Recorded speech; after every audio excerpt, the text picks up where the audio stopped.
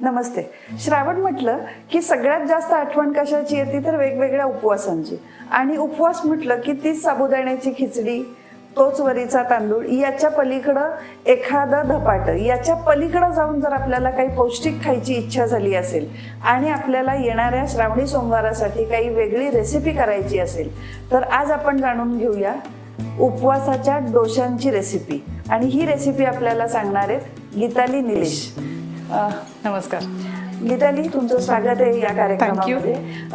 जरा तुमच्याविषयी सांगा. तुम्ही हेल्थ कोच आहात, तुम्ही वेलनेस एक्सपर्ट आहात. काय सांगाल या रेसिपी विषयी आणि ओव्हरऑल तुमच्या जर्नीविषयी? येस, सगळ्यात महत्त्वाचं, सगळ्या प्रेक्षकांना माझ्याकडून सप्रेम नमस्कार. उपवास म्हणला की आपल्याकडे आपण एक म्हण आहे, जुनी म्हण आहे की एकादशी आणि दुप्पट खाशी. तसं उपवासाच्या दिवशी पण होत असतं. आणि मग त्या वेळेला काय होतं, कॅलरी काउंट जास्त होतो, खूप जास्त कार्बोहायड्रेट खाल्ले जातात आणि नंतर जळजळ आणि या सगळ्या गोष्टी होतात.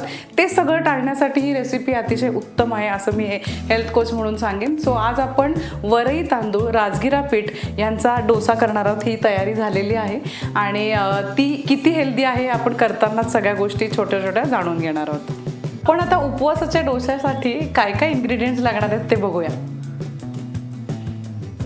हे आहे 1 वाटी पीठ, ज्याच्यामध्ये राजगिरा, नंतर वरई आणि थोडंसं साबुदाणा पीठ एकत्र आहे.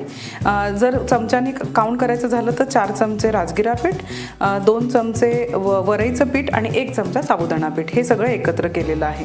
आपल्याला दही लागणार आहे, 4 चमचे दही लागणार आहे. आपल्या आवडीनुसार मिरची, कोथिंबीर, त्याच्यानंतर जिऱ्याची पूड आवडत असेल तर, किंवा अख्खे जिरे तुम्ही घेतले तरी चालतील, चवीनुसार मीठ आणि थोडंसं शेंगदाण्याचं तेल घेतलेलं आहे फॉर गुड फॅट्स.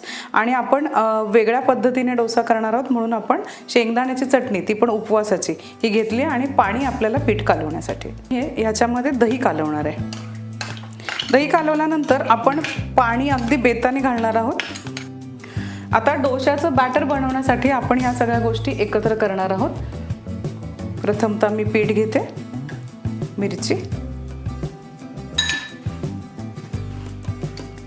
आवडत असल्यास कोथिंबीर. काही जण कोथिंबीर उपवासाला खात नाहीत, हे ऑप्शनल आहे, हे तुम्ही लक्षात घ्या. थोडीशी जिऱ्याची पूड, अगदी नावाला मीठ,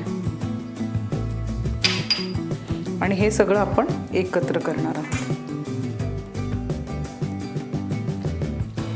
येस, आता आपण या बीटरच्या साहाय्याने याच्यातल्या सगळ्या गाठी मोडून घेतलेल्या आहेत आणि आपण हे बॅटर अगदी सरसरीत करून घेतलेलं आहे, जेणेकरून आपल्याला ह्याचा खूप छान पद्धतीने डोसा लावता येणार आहे.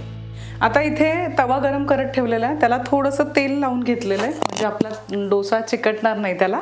आणि आता मी डोशाचं बॅटर त्याच्यावरती घालते आहे.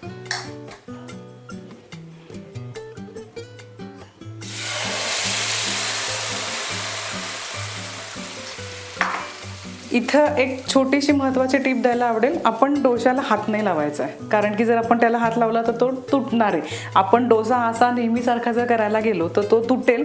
फक्त आपण एक पळीभर जे बॅटर आहे ते टाकल्यानंतर त्याला स्वतः स्प्रेड होऊ द्यायचं आहे आणि त्याच्यानंतर आपण त्याला 1 चमचा तेल घालून त्याला सुटण्यासाठी आपण मदत करणार आहोत. That's it.